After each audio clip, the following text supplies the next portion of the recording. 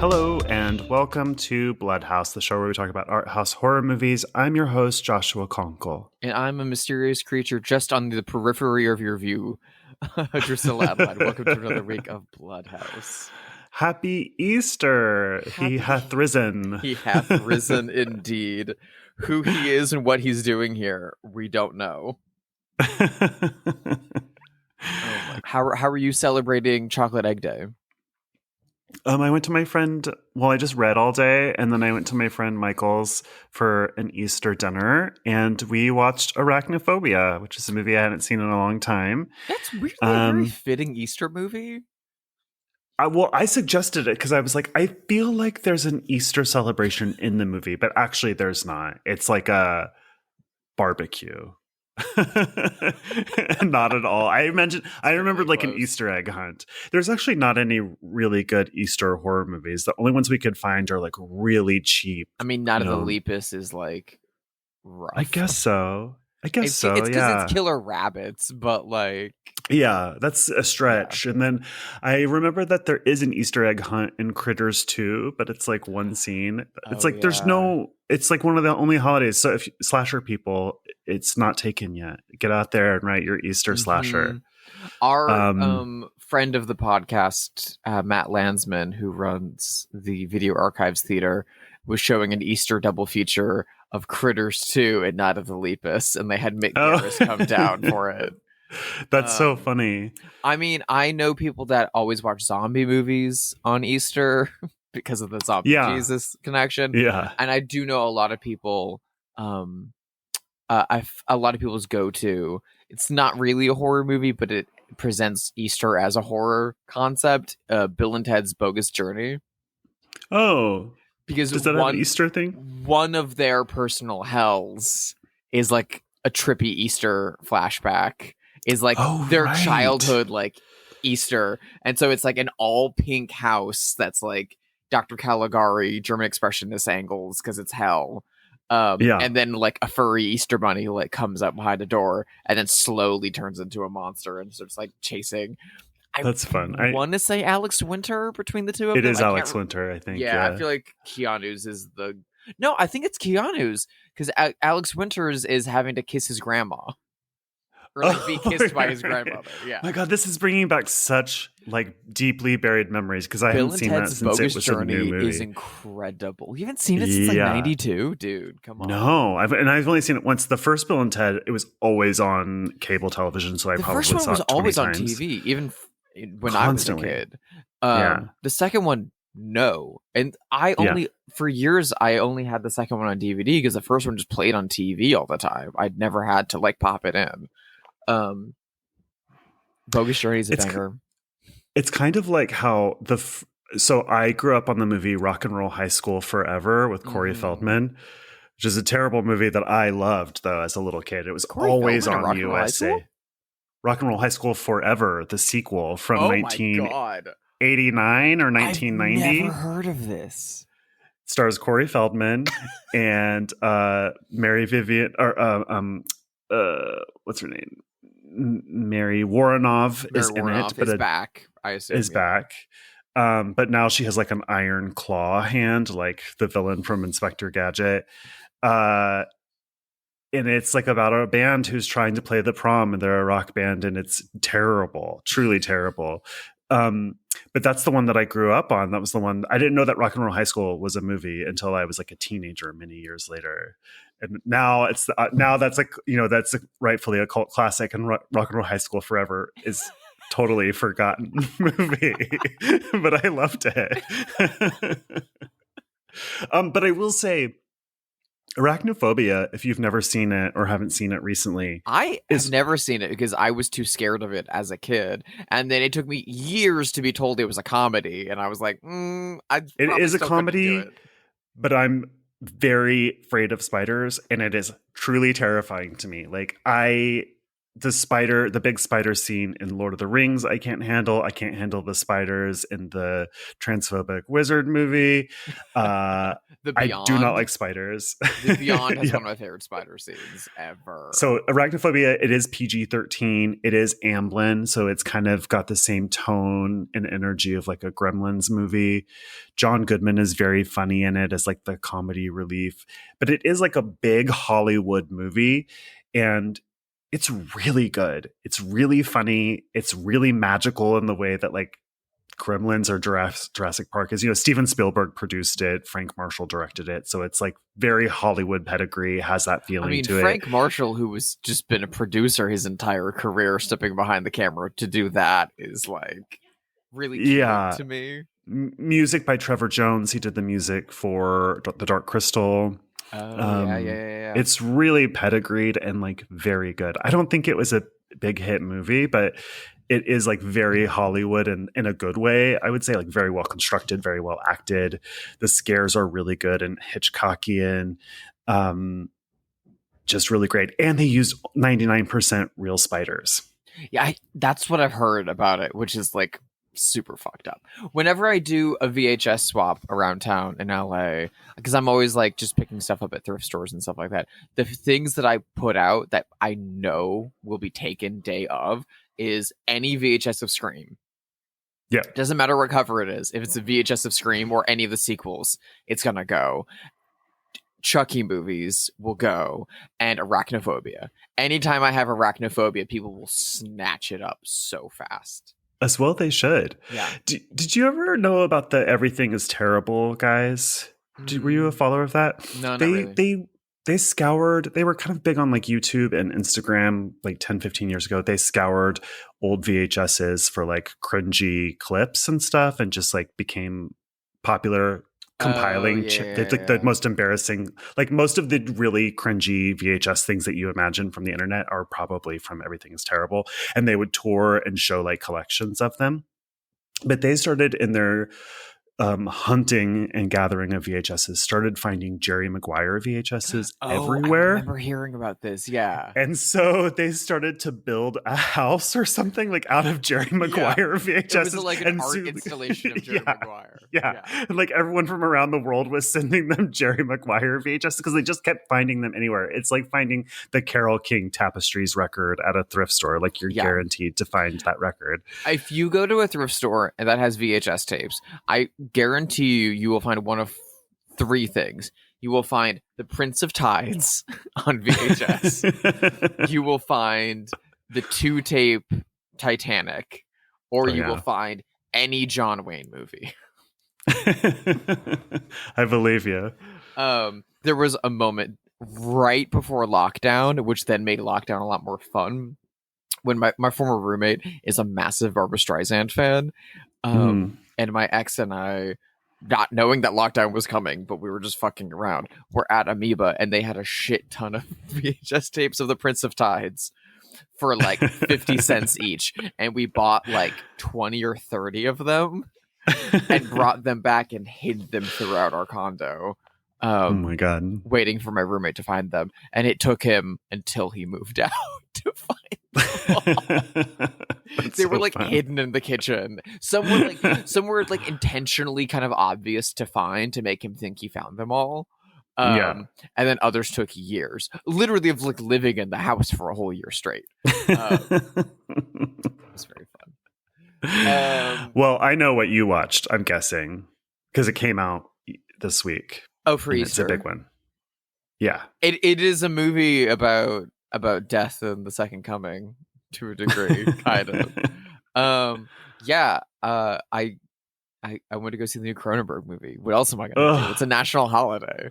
Yeah, exactly. I went to go see the Shrouds, which is a Janus Films release of a David Cronenberg movie. I'm like, God bless, shoveling it into my mouth. Or shoveling it into the vaginal orifice that is within my elbow in Cronenbergian fashion. So for listeners that don't know much about it, it's the new Cronenberg movie. The Shrouds, it's called, right? Yep, and it stars Vincent Cassel, Diane Kruger and Guy Pearce. Diane Kruger of Inglourious Bastards fame, who's incredible German actress. A has an incredible Toronto accent in this. Oh. And B plays 3 characters. Oh, that's fun. It's incredible. And I saw it with a group of people that are all big Cronenberg fans. Okay. As I did Crimes of the Future, which we've talked about when I went to go see that, and how that was all with people that love Cronenberg movies, and how when we walked out of it, it was incredibly different responses from everyone who went. And there was the same thing this time, even though it was a different group of people. Some of the people I went with walked out and were like, he's fallen so hard. Oh my God, the drop off is ridiculous. And others were like, it was interesting. It was weird. It's not what I expected, but I'm going to have to think about it for a while. And Ivor and I walked out of it hooting and hollering and absolutely like 5 stars. I want to go again. So it's about a man played by Vincent Cassel who owns a company called Cryptech, which is, or Grave Tech, rather, Grave Tech, which is a company that has developed software that like literal burial shrouds that have like nanobots and whatever in them. It's not important. That then display a 8K resolution 3D rendering of your loved one's decaying body in the grave that you can access on their headstone or on an app on your phone, and you can like zoom in and spin around it and see from different angles, and so he's playing a man whose wife has passed away in the past 6 years, and who hasn't done anything except develop all this technology so that he can watch his wife decay in the ground every day. This is so insane. And his wife has a twin sister who is still alive, played by Diane Kruger, and so we see his wife in flashbacks as Diane Kruger, and his sister-in-law, played by Diane Kruger, and her ex-husband is a like unhinged, sweaty little developer man, played by Guy Pearce, very much playing that like second string nerd friend in every Cronenberg movie, like in Videodrome. He's very sweaty, he's very greasy, he's always eating a pastrami sandwich, like extremely Cronenberg B-list character, who helped him develop this technology and stuff like that. And he starts to think that there might be a conspiracy theory, both around people vandalizing his grave sites and potentially weaponizing this technology, and also maybe his wife's death was more than it seemed to be. And so there's all these conspiracies going on. Meanwhile, he is starting an affair with his sister-in-law that looks like his wife, while having flashbacks of his wife's final days and her increasing fragility as she died of a very, very slow, painful cancer and painful treatments. And it's somehow Cronenberg's funniest movie and his most deeply personal and depressing. David Cronenberg's wife passed away in 2017, 2018. And this movie is very much about him reckoning with the loss of his wife. Vincent Cassel is styled and dressed to look exactly like David Cronenberg. He's got the white hair, he's wearing the suits, like he looks exactly like him. It's uncanny. And honestly, like if you are expecting The Fly or Scanners out of this, you're sorely mistaken. You should go somewhere else. If you want the substance, this is not that movie.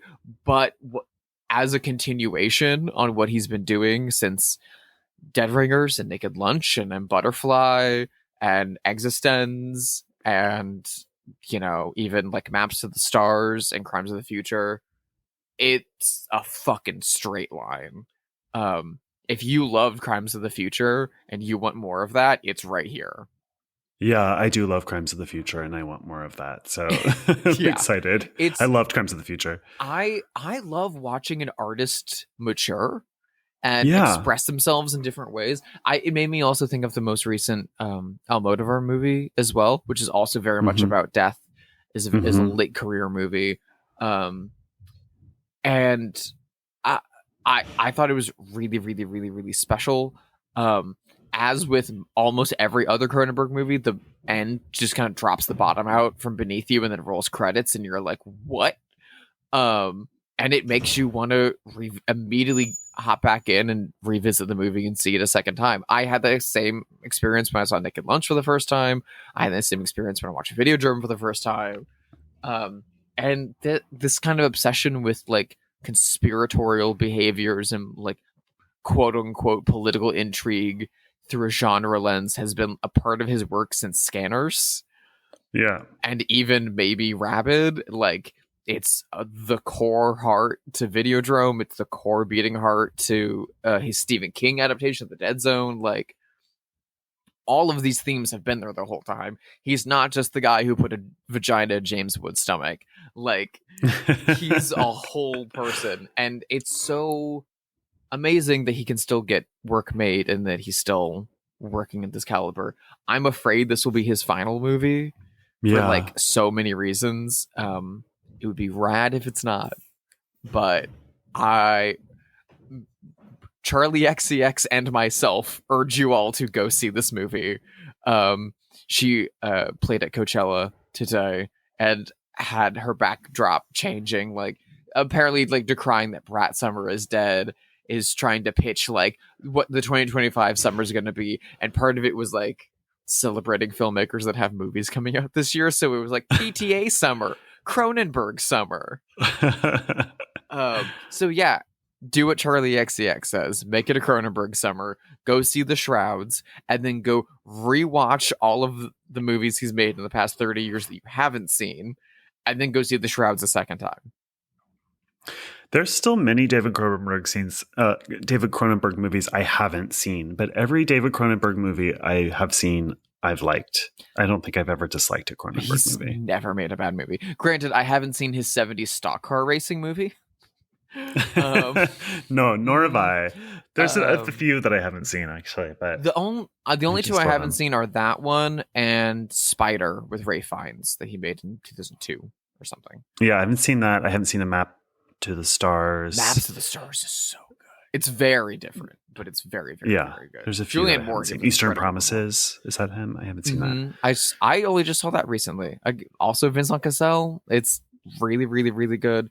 He also did Dangerous Method a few years ago. The Carl There's Young like a movie. period that I guess Crimes of the Future felt like a return to me because I hadn't seen a movie of his since, like between Crash and Crimes of the Future. I didn't see anything really. Yeah.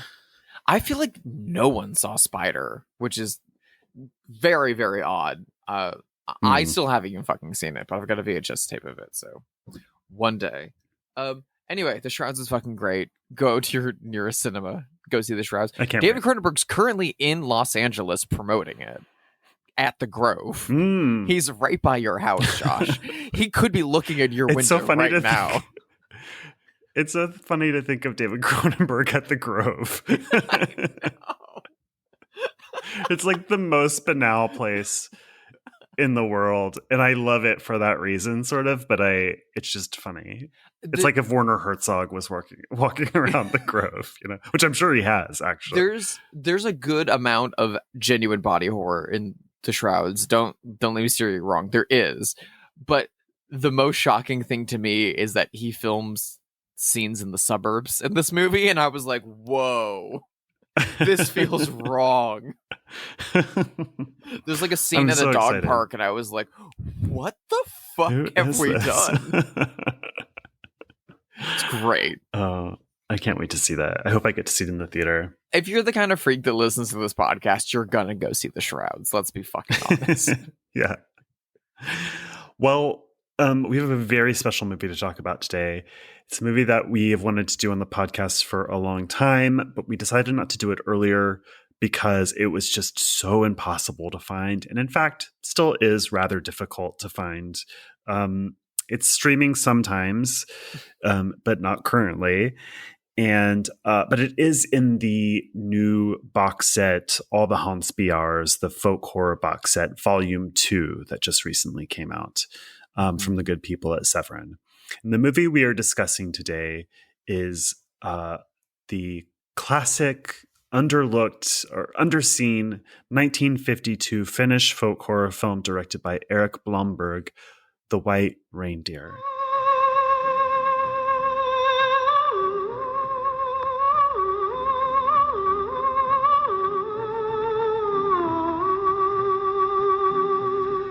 Tiesin sinun tulevan. Emmen juomaan. So when you first brought this up to me a couple of years ago when we first started the podcast, I had never heard of this movie. And then I was like, Drusilla, I can't find this literally anywhere. How can we do it on the podcast? And so now that it's in this box set, we finally decided to do it. How did this come across your desk? I honestly think, first of all, being a rabid vampire film fan, I am constantly hunting out and searching out, like, what's a weird vampire movie I've never fucking heard of? And this was released on home video in the UK 6 years ago, a while ago.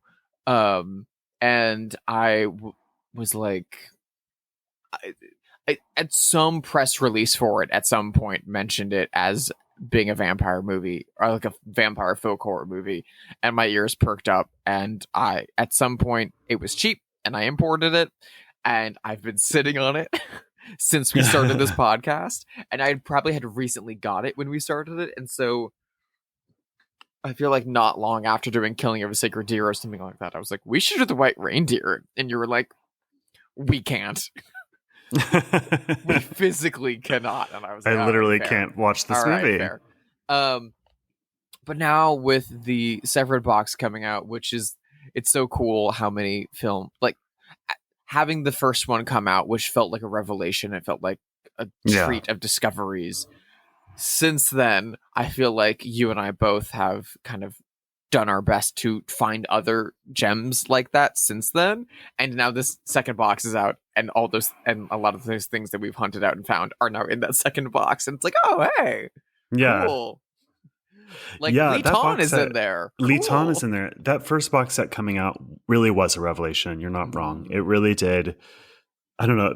I felt like something cracked open in me, and I watched that 3-hour documentary so much as like a comfort thing. Good. Really influenced my taste. Even though I thought my taste was pretty well settled, it sort of deepened things that I already knew that I loved. And I know we talk about her every week, but I love Kayla Janice. I love her work. She's such a touchstone, I just idolize her. I think she's brilliant. She's such an incredible curator and writer and filmmaker. She's the best. And so I was so excited to finally watch this for the podcast. And it is literally like minutes into watching this movie, I was like, oh, we should have saved this for Christmas. I know. Sorry, you're getting it on the other Christian holiday. Christian pagan holiday. Yeah, this is our Easter holiday by default, because we postponed to the very last minute. So this movie is from 1952. It was submitted to the Academy Awards by Finland as their, for best foreign feature. It was one of the first Golden films. Globe. It was one of the very first films to win a Golden Globe when they were new. But this is a period piece. It takes place in Lapland, which is the very north of Finland, where it's very snowy all the time and very rural. And it takes place before Christianity came to Finland. So somewhere in the very far past. So it has the feeling. There are guns. So you're right. I do know that Finland and Scandinavia were the last parts of Europe to be converted to Christianity.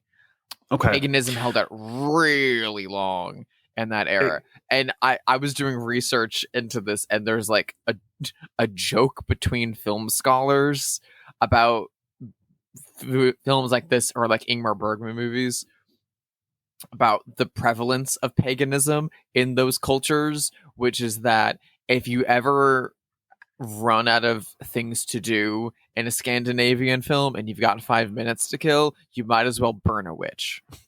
Yeah. You've got the time. You might as well. And you know what? Bergman does it a bunch.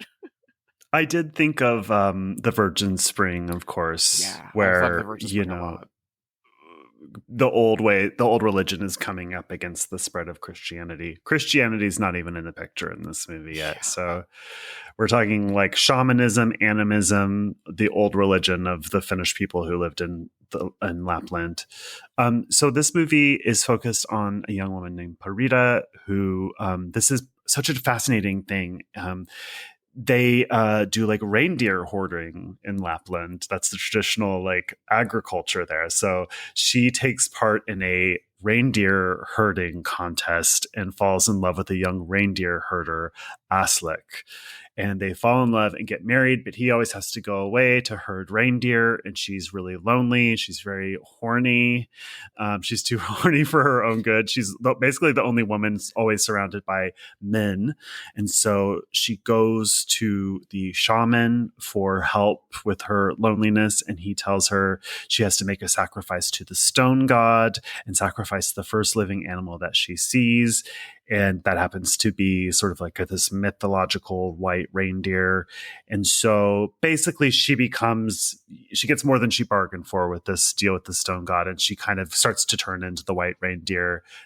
She's killing men. The townspeople hunt her down. That's kind of it. I mean, it has the vibe of like a folktale. The characterizations are very shallow. The dialogue is very minimal. It's all about the visual language and composition of the film, which is in stark black and white on beautiful snowy landscapes. Extremely gorgeous. It should be noted that Eric Bornberg was a cinematographer, and this was his first movie as a director. Yeah, it's very beautiful in terms of the cinematography and the and just like the vistas of it. It kind of has the feeling of like an ethnographic documentary. It kind of feels like Nanook of the North or something, because they're wearing their traditional garb. I've never seen so many reindeer in one place at one time. There's a scene where, you know, you see the reindeer herders. So they've got like hundreds and hundreds and hundreds of reindeers that they're herding. I've never seen anything like that in my life. It has the feeling of a documentary. But then you get this folk horror story. Did make documentaries about this part of the country before. I don't know if it's on the Severin box set because I don't have it. You do. I have the UK Blu-ray. The UK Blu-ray has his short documentary with the reindeer from 1947. Oh, I don't know if I think it might, because there are a number of short films on the disc. I didn't watch them, so it could be on there. It's really I mean, it literally looks the same, other than like the very composed shots that are in this movie, like the field of like dead antlers. Yeah. So fucking very stunning. haunting. Which that kept reminding me of the horses from my Winnipeg. Oh yeah. Which also it actually happened. Yeah. The one thing in that movie that's true. Yeah, this is an old folktale, and that's what you're getting with this. And it's the like religious aspects of this are apparently accurate to the, you know, pre-Christian religions. The costumes are accurate to the time. So really fascinating movie in that regard. And then, you know, the cinematography is so beautiful. It's often compared to Cat People, which is one of your favorite movies. Yeah, very much so. It's so interesting to give a movie this kind of very stylized, high contrasts, black and white cinematography in the Finnish Laplands that are just wide vistas of white. Being able to like shoot in like that with, you know, dramatically high contrast horror lighting is wild. And it's extremely effective and extremely successful. All the shots that are, you know, within the like living quarters where people are just sitting by the fire and that are key lit is so stupid gorgeous. And then everything outside has a documentary feel to it, but then they will stage scenes like when she returns to the shaman's house and it's all snow covered. Yeah. And so it looks even more out of a fairy tale because it feels like it's just been abandoned there for years. We also open the film with a folk song. Yeah. kind of relaying what we're about to experience, and also like her childhood to a degree. Yeah, there's She something plays like her weird own about mother. her. Yeah, yeah, Yeah. and that it's like about how she was born a witch for reasons that I truthfully didn't entirely understand. I think it is that her mother died giving birth to her in this. I couldn't really quite tell what was happening there because it's all done in kind of like vignette in silence to just music. Yes, very much so. Yeah, it seems her mother dies um, in giving birth to her and traveling, and the song suggests that due to her lineage, she is a witch. She would not know that she is a witch. No one knew that she is a witch, and she doesn't know she's a witch until she goes to the shaman and asks him to help her with a love potion so that her husband will be more amorous towards her and not care about the reindeer so much. Instead, the shaman finds out that she has more magical abilities than he does that haven't been tapped and awakened, and like absolutely overblows the spell, overdoes it. Well, it's funny too because he says, scary. you know, once you drink my love potion, there won't be any reindeer herder that can resist you. And it sort of turns it's kind of a trick because he turns her into a mythological reindeer that everyone wants to hunt, which is so brilliant. And I love the idea that she was born a witch because that in like these sort of old school mores explains why she's so horny all the time. Like her husband doesn't seem to want her. She's surrounded by men all the time. I mean, the movie kind of made me horny, to be honest, because the actress is so good, and like the longing glances that she gives to these men and that they give back to her. And they're sleeping in these huts, so she's like cuddled up with her husband who's turned away from her, and then she's looking across the room at another handsome man who's sleeping. So you feel for her, and the actress is so extraordinary with very little spoken dialogue. Yeah, the actress Mirjami Kosaminen. My best guess. My best pronunciation. I'm very sorry. She was married to Eric Blumberg, and they co-wrote this film together. That's cool. Which is amazing. And she won what is the equivalent of the Finnish Academy Award for Best Actress when this movie came She deserves it. She's very extraordinary in this movie. I mean, she does. It's not a silent movie, but it often feels like one. And so a lot of this movie is done with no dialogue. And she's just like, what's her face in Knights of Kabira? She just like says so much with her eyes and her looks. Julieta Messina. Yeah, thank you. Yeah. And the camera just drinks her up. It's clear that the people behind the camera are in love with her because it's her husband. Because every single shot, I mean, even when she's unflattering, it's stunning. But it is a similar, mythological like backing that Cat People has. It's about a woman's sexuality becoming physically dangerous to men, that her like hunting men becomes very literal. And this movie, 10 years later is giving us what the Val Lewton film didn't, of actually showing her transforming into the animal, actually showing us killing these men in the form and not in the form of the animal. And I love the way folk horror movies blend supernatural characters together, because it's kind of witch, kind of vampire, it's kind of like a lycanthrope to a degree, but it's reindeer. Yeah. But she doesn't have any control of that, or it seems like she doesn't even have any memory of it at some points too, later in the film. The scene where she sneaks up on her husband while he's sitting by the fire is so fucking amazing. Yeah, it's so good. I love the scene when she makes the sacrifice to the stone god and she's on this pile of like reindeer horns in the snow. I've just never seen anything like that in my life, and it was so beautiful. This movie's so deeply incredible. My only connection to Finnish cinema before this was Aki Kaurismäki, which is I've never seen a single Finnish movie, I don't think. I almost adapted a Finnish TV series, which was pretty good, but that's contemporary. Dude, first of all, separate of all of this, you should check out some Aki Kaurismäki movies. You would love his Proletariat trilogy. Go watch Ariel. Go watch The Match Factory Girl. You would love it. Dry, like bone dry comedy, very tender, very sweet, incredible. Like everything he's made streaming on the Criterion Channel. Highly recommend it. Very Jim Jarmusch vibes. Joe Strummer was in one of his movies. Like, oh, cool. Very, very, very cool, very chill. But it's like saying that the only movies you've ever seen from America are Jim Jarmusch movies, and then you watch a Val Lewton movie and you're like, I can't make heads or tails of it. Like, imagine if the only movies you've ever seen are Down by Law and Ghost Dog.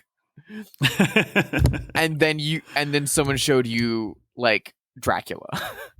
Yeah. It wouldn't make sense. Do you know what this movie made me think of? I mean, this movie made me think of a lot of things. The cat people cop is the most common that I could find. I thought of like V was a movie I thought of somewhat. But the movie that this made me think of the most, weirdly, is You Won't Be Alone. I also thought of You Won't Be Alone a lot too. Isn't it similar in a way? It has like the same kind of vampire witch character. It's pre-Christian. No, it's not pre-Christian, but it's like old-timey Macedonia, and they're wearing their traditional garbs. I don't know. It'd make an incredible double feature if you've got the patience for these two movies back to back. They're very short films too. They are, but they both require like a certain attention span and patience. Yeah. White Reindeer is like 68 minutes. It feels longer, though. I don't mean that in an unkind way, but it's just an old movie. It doesn't have a lot of talking. It's meditative and quiet. It's mostly dialogue free. So you're paying attention. It's, as a lot of cinephiles I don't like would say, it's pure cinema. But that always gives me an itch that I don't like. Yeah, that's gross. It's like the modern version of auteur theory, and I'm like, I feel like only bald guys say that. And but like I get what you mean. I understand it, and there needs to be a phrase for that other than straight dudes going, "Oh, Kino." But like, I understand what you mean. But like, well, can we say that in a way that doesn't make women want to leave the room? I have seen movies before where I was like, why is all this get this dialogue out of here? I remember very distinctly feeling that about the movie Gravity, which I was like, this movie is really fun and cool and beautiful. This dialogue sucks and there's so little of it. Just get rid of it. Like, let's just be on the ride. There's something that I saw recently where it was just like every few scenes, it was like, and that's what's going on. And that's why we're doing this. And I was like, what in fuck? Please, can we not? How can we replace screenwriting 101 textbooks that are all save the cat, action needs to happen on the first 10 pages and stuff like that? And how can we rewrite it so it's, okay, every screenplay needs to open with a folk song explaining the plot of the movie or explaining the background of the movie. And then you need to have 40 scenes without dialogue. There was a great Twitter thread probably about 2 years ago by the writer Eric Lorenk, who I think you probably know him. He's an Angelino horror guy. And it was very smart because it was talking about the old slasher movies. And what I love about those movies is they're often like pretty boring. Like a lot of the Friday the 13th movies. Yeah, they're hangout movies. You're watching a girl make tea. You're like watching someone fold their laundry or take out the garbage. And he had this whole thread that I thought was really smart about one of the good things about that kind of thing is it shows you the geography of the space so that when the girl is being chased by the monster at the end of the movie, you know the geography of that house and where she can hide and all of that sort of stuff. And I thought it was very smart. Very interesting and cool. Mapping out the geography of a location for a film, especially a horror movie, extremely important. Come on. Brian De Palma talks about it all the time, which is why you always frequently will get the iconic De Palma walks. If you think about like the museum in Dress to Kill or the mall sequence in Body Double, like he's really specific about showing you the location and walking you through it. So when things change, you could like clock it. Totally incredible. Sorry, go ahead. No, you go ahead. I was just thinking, like, a really great example off the top of my head is the beginning of the first Scream movie with Drew Barrymore. Like, you're watching her talk on the phone and walk all through the house and pop popcorn and do like little household things. You're doing that also that 10 minutes into the movie when Ghostface is chasing her, you know where she can hide, how you know the geography of the space. You know where the stairs are, you know where the back patio door is when the light comes on, what to expect out there. Yeah. Same with the famous first act of When a Stranger Calls, right? With the babysitter. That's another great example of that, like learning the geography of the space. And what's amazing to me about The White Reindeer is I kept thinking about that, like, Brian De Palma ethos of like knowing your space. And this is a movie set in the Finnish Laplands where like everything is like white snow and then hills and peaks, and there's little like settlements and like cottages and stuff. And you know what? I still knew where I was, and there was still a like setup of location, because frequently throughout the movie, she lures these men to a certain spot. Yeah. That's like in the middle of nowhere. They call it the Evil Valley. They say, we found him dead in Evil Valley. And every single time that someone's chasing her in reindeer form or something happens, you know where they're going. And you know how long it takes them to get there because of the way they shoot the landscape, the repetitive use of certain shots, the rhythm of the shots. It becomes familiar to you. And I was also thinking in a lot of those shots where they're extreme wide angles where you can see the tracks from the previous kills, and you just see the reindeer like skip hopping along through there in the wide shot, and there's nothing else around for miles. And I'm like, who trained this reindeer? This reindeer's great. By the way, these actors are just like lassoing reindeer left and right in this movie. Yeah. It's like, where'd they learn how to do that? I guess they must be from the Laplands. Yeah, you know these are people that know how to do this. Also, I thought it was interesting that she transforms into a male reindeer, because only male reindeers have horns, right? So I just thought that was interesting. I was like, what does that mean? Is it just because the look of it is so good with the horns, or is it deeper than that? I'm sure there's a gender fuckery thing to that is accommodated with the like, pagan witch belief. But I mean, I would have to dig a little deeper. Yeah, into that. I don't mean to put you on the spot, but it absolutely like tracks, and I like it's more, in the same way that the shift and change. It's even more of a transformation. A. Yeah. And B, it's even more quote unquote unnatural from a religious point of view. And then of course they have to kill her in a way that is like phallic. Do you know what I mean? Like a giant literal phallic symbol. It's like the classic, we have to kill the witch, and the witch represents like female sexuality. Like 9 times out of 10. And of course the husband is never going to find out. He's never going to figure it out until the very, very last moment. And of course she can only be killed by a loved one. It's like, which is the same thing as like the Wolfman. That's classic werewolf behavior and logic too. I love the way these folk stories seamlessly blend these kind of like archetypes that we've separately exploded out. But like, if you look at, Thai folk stories, vampires are popping up there. And if you look at, Argentinian folk stories, werewolf and lycanthrope kind of creatures are popping up there. And like, these things are just kind of universal through human fear. And so it makes sense that over time we would glom them together, and then we would separate them back out for narrative and novelistic purposes. So it's so beautiful to see the like cross-pollination of all of that. Yeah, it's so interesting, all that sort of stuff about like, why is it that all cultures separate from each other have some sort of vampire figure? Why is it that all the cultures have like the story of a great flood that happened in the before times?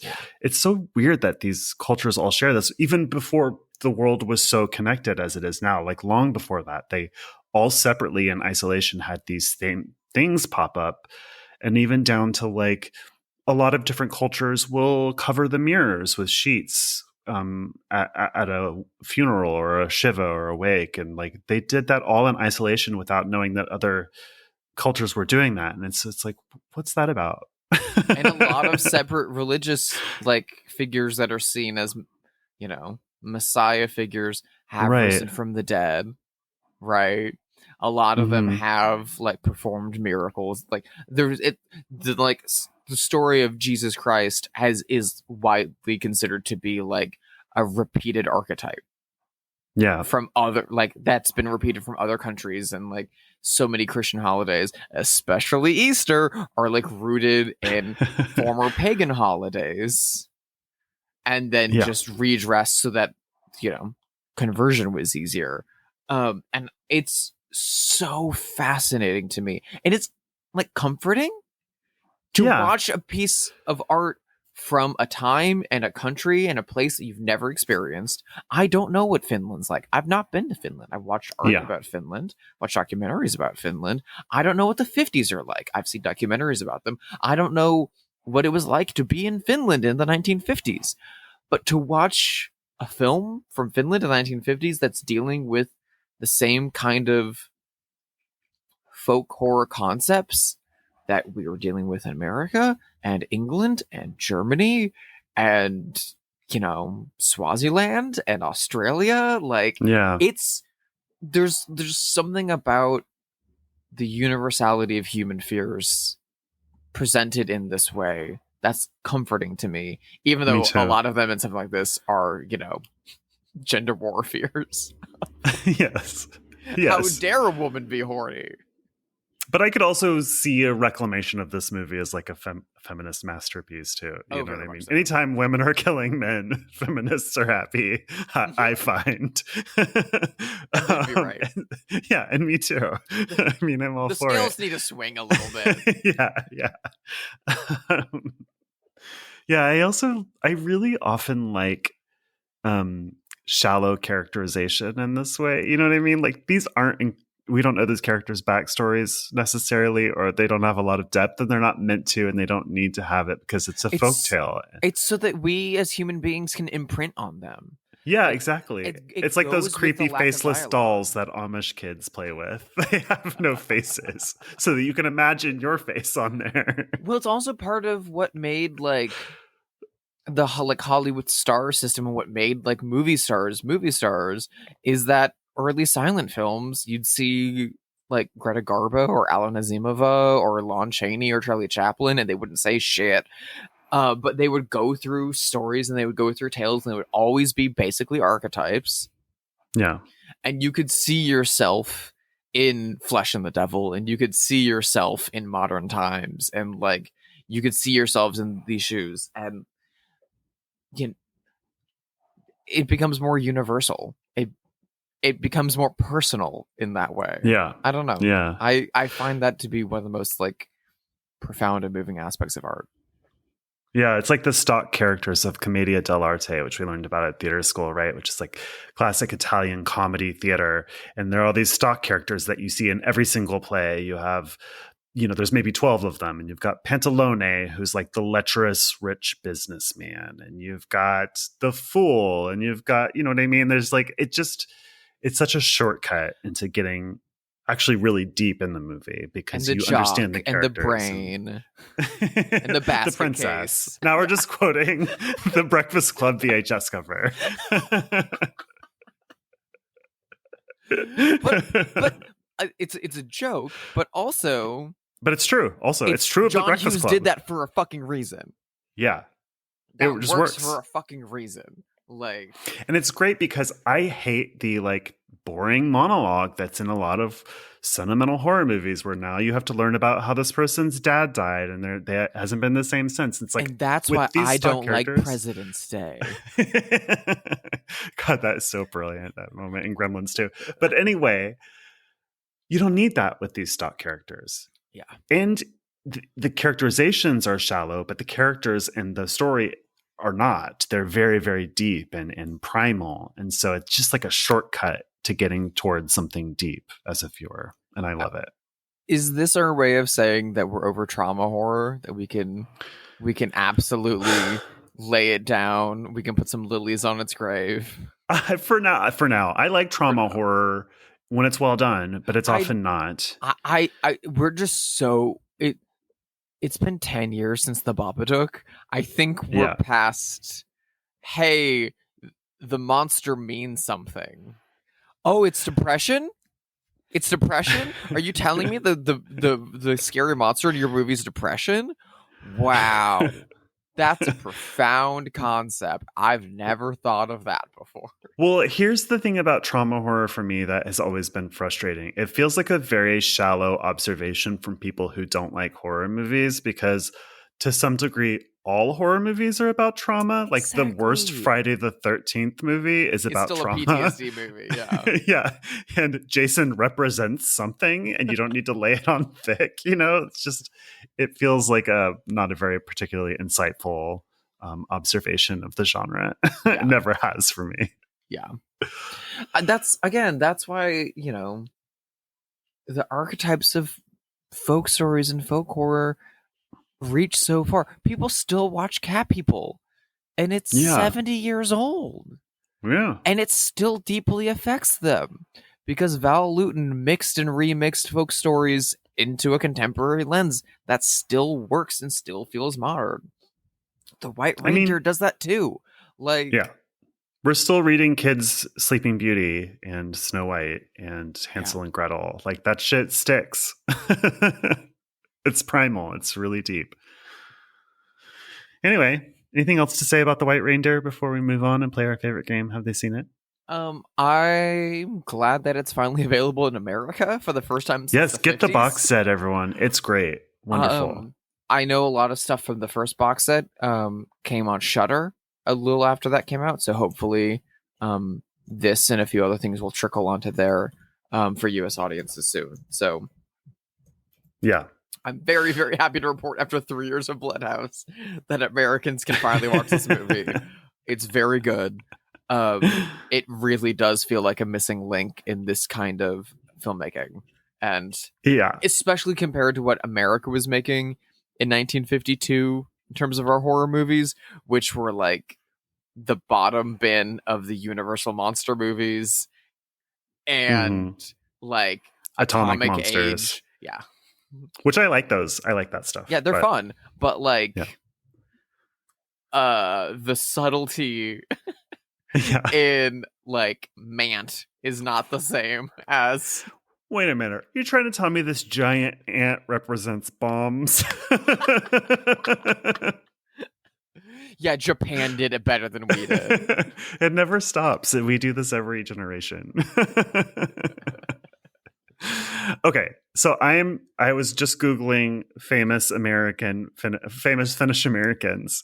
So you and I just did commentary for the release of one of the best action movies of all time, Christmas banger, The Long Kiss Goodnight, directed by a Finnish. Which would also make a great double feature with this movie. Yes, snowy Christmas classics from Finland. Well, the director anyway. Rennie Harlin is Finnish. Harlan, rather. Do you think that Rennie Harlin, director of Long Kiss Goodnight and Nightmare on Elm Street 4, has seen this movie? I think so. I again don't know a lot about Finnish culture, other than dry and sardonic, and there is snow. There is a kind of like manosphere vibe of late. Is there? I don't. As far as I can they have tell, universal maybe. healthcare. And there's a lot of chainsaw art and stuff like that. So like it's pretty sick. I would say he has. This feels like Finland's answer to It's a Wonderful Life, if you know what I mean. Not in like the hokey sentimental Capricorn way, but in the like it plays on TV a lot way. Okay. It feels like one of Finland's like classics that like will like cycle on TV a lot, and I wouldn't be surprised if this plays on TV or at Christmas in Finland. Like, yeah, I'd buy that. But also like Finland's already so snowy, so like I don't know how far that goes. I want to watch a beach movie. Yeah, Beach Blanket Bingo does numbers in Finland in December. What a great movie that is too. Well, I would bet that he's seen this. I'm fairly. I know he's a huge cinephile. His films are fantastic. I'm still pushing you to see Cutthroat Island. It's so good. Sorry, it's so good. Yeah. Who else may have seen? Yeah, the issue with this is that it's Who's a seen toughie this? because since it did get a US release in 52, but yeah, not much since then. So I'm thinking about great horror filmmakers who were moving and shaking in 1952 and checking in on things and stuff like that. Do you think that the director of some of the most iconic Universal monster movies of all time, James Whale, has saw The White Reindeer? When did he die? 57. Yeah, I would think so. Yeah. First of all, incredible taste. Came from a huge theater background. Yeah. Gay as a $2 bill. And fully out in Hollywood at the time. It's very important to note. And I mean, outside of just Frankenstein and Bride of Frankenstein, but also Invisible Man, The Old Dark House, like Waterloo Bridge, like incredible. I feel like you probably would have seen this because this wasn't being billed as a horror movie in America in 52. It was being built as an art film. I mean, I would wager a guess that none of the people involved in the making of this movie felt that they were making a horror movie. Yeah. Yeah. It's possible. It is now viewed at least as Finland's like one great horror film. And I saw a couple of places cited that it was Finland's first horror film. So not sure how true that is. Yeah. I do know that when it played the Cannes Film Festival in 1951, 1952, and the head of the jury that year was also iconic gay director and artist Jean Cocteau, who awarded it the Best Fantasy Film Prize, which, like, that was for just that year. That was just because Jean Cocteau was on the jury.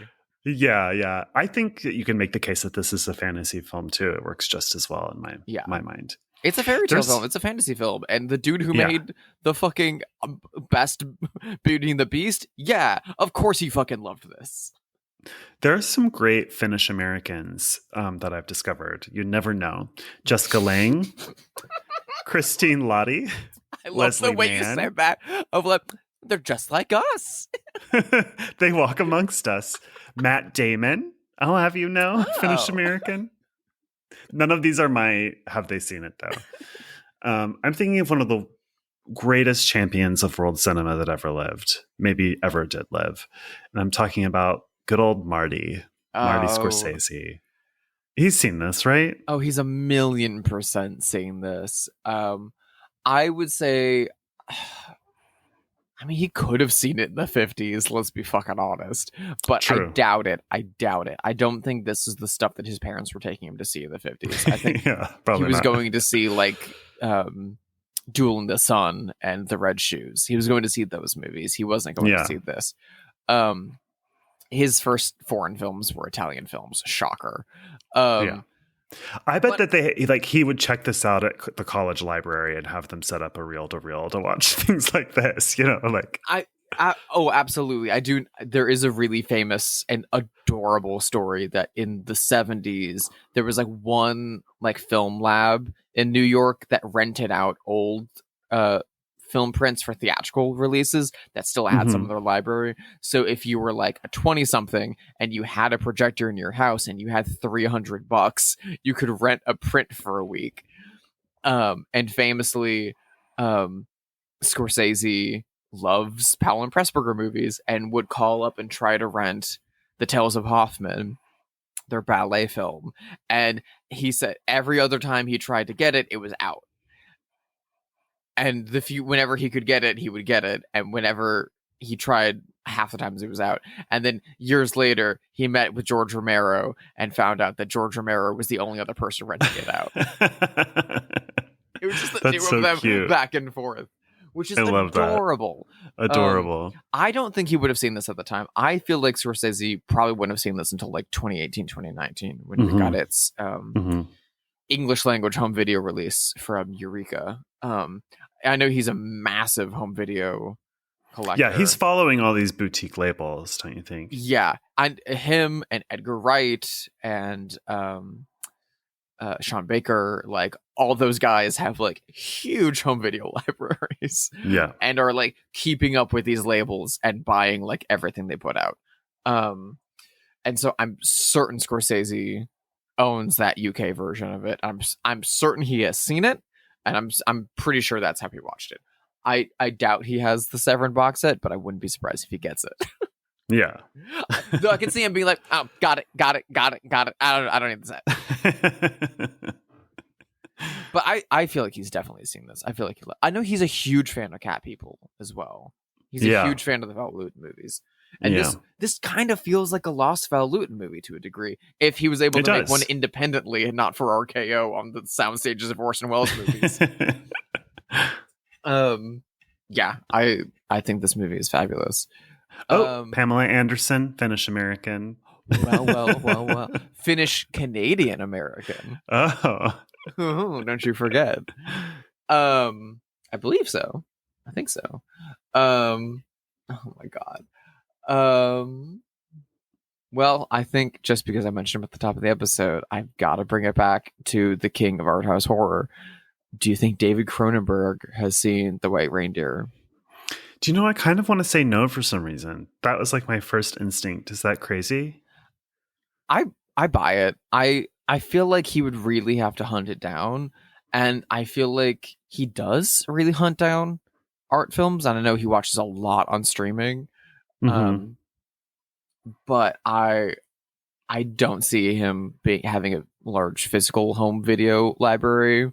And I don't see him like hunting something like this down to the point of importing it and having a region-free player and stuff like that. I mean, David Cronenberg is somebody. There was just a thing about him being upset that a certain theater wanted to play the Shrouds on 35 millimeter because he shot the movie digitally, and most theaters are digital, and he doesn't have nostalgia for this technology the way that you or I or a lot of other people do. He finds it pretentious, and so I would doubt that he's like scouring all of these like obscure Blu-rays and stuff, because I feel like physical media in general is not his cup of tea. I read an interview that he did for Interview Magazine with Jim Jarmusch, and Jarmusch was asking him about exactly this, and Cronenberg was saying that he feels bad because all his other friends who are big directors are constantly championing theaters, and he was like, I don't watch stuff in theaters anymore other than like at film festivals or like test screenings.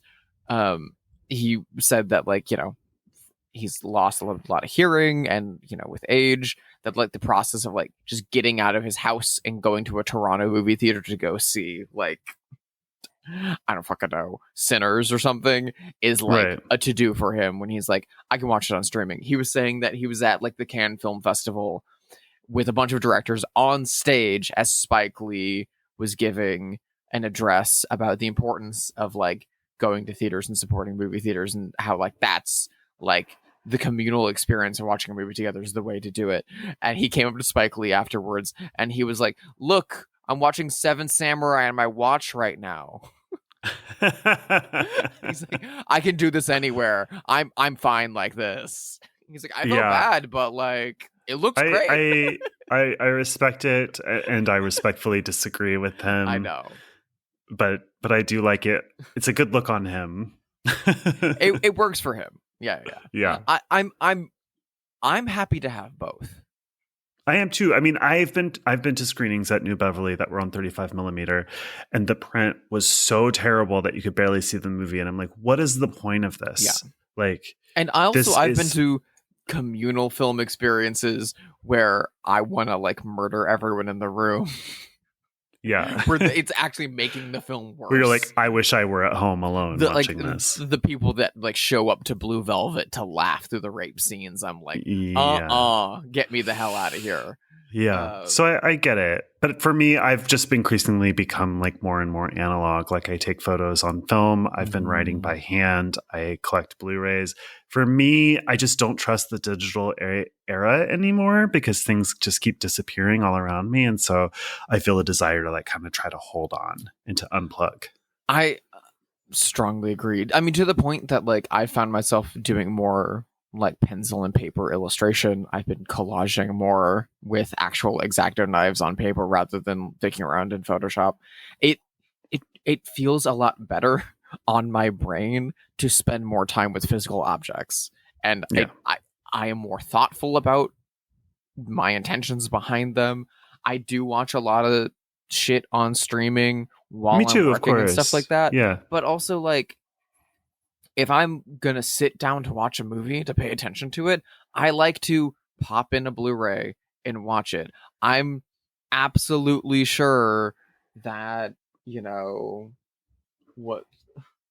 use a terrible example. I'm absolutely sure that Michael Bay's The Rock is on streaming.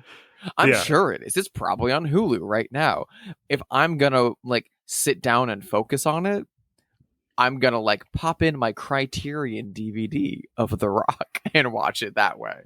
Though I will say the last time I watched that movie was at the gym. It was playing at the gym, and that's the ideal way to watch any Michael Bay movie. To watch that. That's the gym, an airplane. Perfect. There's no dialogue. You're listening to Queens of the Stone Age on your headphones, and you're like doing all your reps as you can like watch Nicolas Cage mouth the word a-hole, and you're like, oh, this works so well.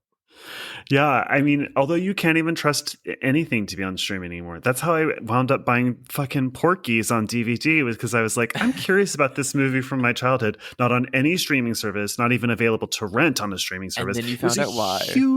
It was a huge movie. Yeah. Huge movie. And then I found out why it's terrible and it's aged like milk. But I shouldn't have had to, I shouldn't have had to buy the DVD for that, to learn that. Yeah. It's a fucking crime. And the amount of like, great example, Rebecca, the Alfred Hitchcock movie that won Best Picture, massive fucking film. It's not on streaming. It's owned by Disney, and it's an old 40s movie. And so you can get a Blu-ray of it. You can get the Criterion Blu-ray right now for like $20. That's the only way to watch it. I read somewhere like a couple of months ago, it was like a Blue Sky post or something about how there are only like 20 movies that are from before the year 1990 or 2000 that just jump between different streaming services on Netflix currently. Like the biggest streaming service has no movies older than the year 1990 or 2000 or something. That's crazy. Yeah, it's an issue. Anyway, subscribe to the Criterion channel. They're not paying us to say that. We love Criterion. We'll see you at the van next week. Well, I will. Thank you so much for listening to Bloodhaus. Please rate it 5 stars wherever you listen to podcasts. You can email us at bloodhousepod@gmail.com. You can follow us on Instagram. Drusilla, what are your social media platforms du jour? You can follow me on Letterboxd. If you look for Sister Hyde or Drusilla Adeline, you can find me on there. It's still been on a really long film noir kick, but you can find out why in a minute. You can also follow me on Instagram at Sister Hyde, and you can go to my website, sisterhydedesign.com, and check out all my new work, including new work for the Criterion Collection. I did art for their new release of the quintessential film noir masterpiece from Fritz Lang, The Big Heat, weirdly from the same year as The White Reindeer. So that is available for pre-order now, and that art is up on my website. Go take a look at that. I did a process post behind the making of that and my illustration technique over on my Instagram. So you go check that out. Very, very proud of that. What about you, Josh? How can people follow you into the fjords? I am at Joshua Conkel on Blue Sky, Instagram, and Letterboxd. My film Spoons will be at Salem Horror Festival this coming weekend, May 4th. And yeah, we have actually mentioned, oh my god, do you know who else is supposedly Finnish American? David Lynch. And also serial killer Eileen Wuornos. They would get along. They would get along. Yes, we've already actually mentioned the movie of next week on this episode. It's very different than this movie. What is it? Next week we will be going down under for one of the most important contemporary horror films of the last 10 years, last 20 years probably. That kind of kicked off the discussion of the phrase we hate the most of quote-unquote elevated horror. But it's an incredible film.